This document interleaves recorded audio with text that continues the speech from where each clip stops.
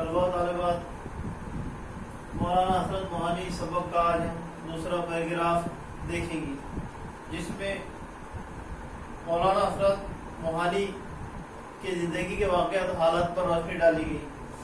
لہذا ابتدا کرتے ہیں۔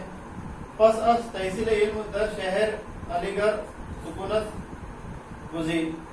اس کا مطلب ہے آپ نے علم حاصل کرنے کے لیے علی گڑھ شہر میں سکونت اختیار کی۔ اس سے یہ بات ہماری سمجھ میں آتی ہے کہ علم حاصل کرنے کے لیے ہر انسان کو جد و جہد کرنی پڑتی ہے، کوشش کرنی پڑتی ہے۔ اس لیے ہمیں بھی چاہیے کہ ہم جو ہے علم کے لیے کوشاں رہیں، جیسے مولانا حسرت موہانی تھے۔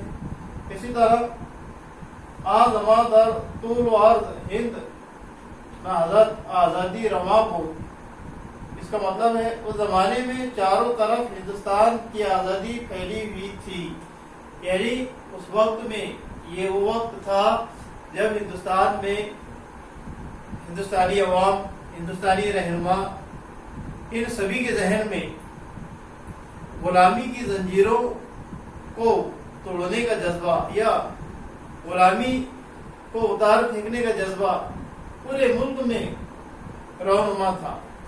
تو ایسے وقت میں مولانا حضرت موہانی نے اپنے آپ کو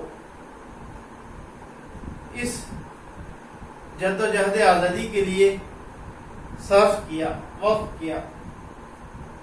خوب از عام متاثر گشت و در دلش جذبہ شدید برائے آزادی فروغ یا وبا آغاز روزنامہ نگاری شریک نہضت آزادی شد۔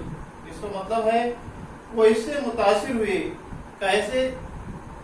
آزادی کے جذبے سے، کیونکہ آزادی جو ہے یہ ہر انسان کو عزیز ہوتی ہے، پیاری ہوتی ہے۔ اسی طرح اس وقت میں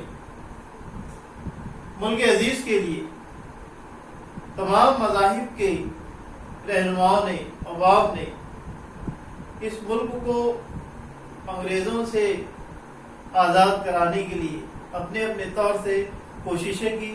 انہی میں مولانا حسرت موہانی بھی تھے، جس کا ذکر یہاں آیا کہ وہ اس سے متاثر ہوئے اور آزادی کا شدید جذبہ ان کے دل میں پروان چڑھا۔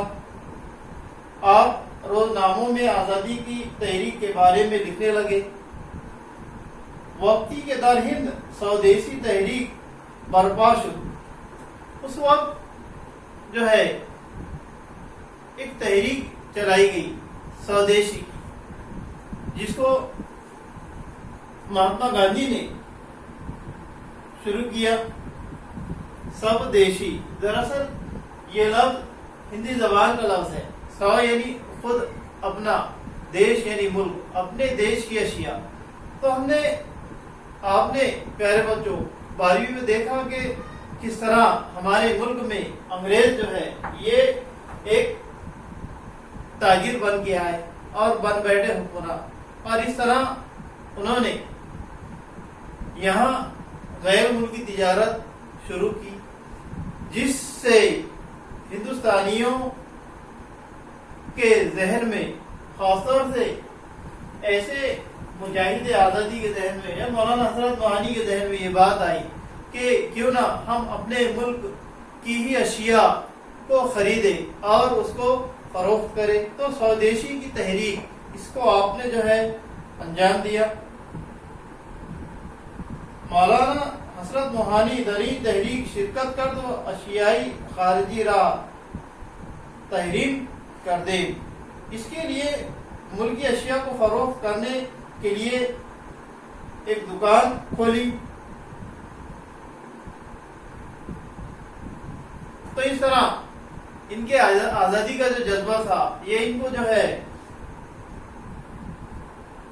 اپنے ملک کے مال کو فروخت کرنے کے لیے انہوں نے خود جو ہے اپنی خود ایک دکان قائم کی، اور یہ بتایا کہ وہ ایک سچے اور پکے جو ہے اس ملک سے ہمدردی رکھنے والے شخص ہے، رہنما ہے۔ آگے دیکھتے ہیں ہم۔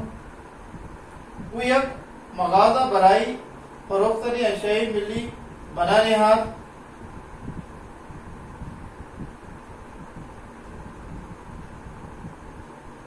او تا آخر زندگانی غیر از جامع ہائی ملکی زیب تن کر. وہ اتنے غیرت مند تھے کہ آپ نے تمام عمر غیر ملکی لباس زیب تن نہ کیا. ہم جو ہے مولانا الطاف حسین مولانا حضرت موہانی کی تصویر میں بارہا دیکھتے ہیں کہ آپ کرتا پاجامہ میں ہم کو نظر آتے ہیں. تو اس سے ان کی غیرت کہ آپ جو ہے انگریزی لباس سے دور تھے. تو اس پیراگراف میں بھی یہی بتایا گیا. اس طرح ہمارا یہ دوسرا پیراگراف یہاں پر ختم ہوا. اب اس پیراگراف میں جو مشکل الفاظ آئے جیسے تحصیل یعنی حاصل، گزید کا مصدر ہے گزیدن جس کے معنی ہوتے ہیں اختیار کرنا، منتخب کرنا. طول عرض جس کو کہیں گے ہم لمبائی چوڑائی. نہضت یعنی تحریک، نہضت آزاد یعنی آزادی کی تحریک. دری تحریک شرکت کر، اس تحریک میں شرکت کی. اب یہ ایک فارسی زبان کا جملہ ہے جس کا یہ اردو ترجمہ ہے.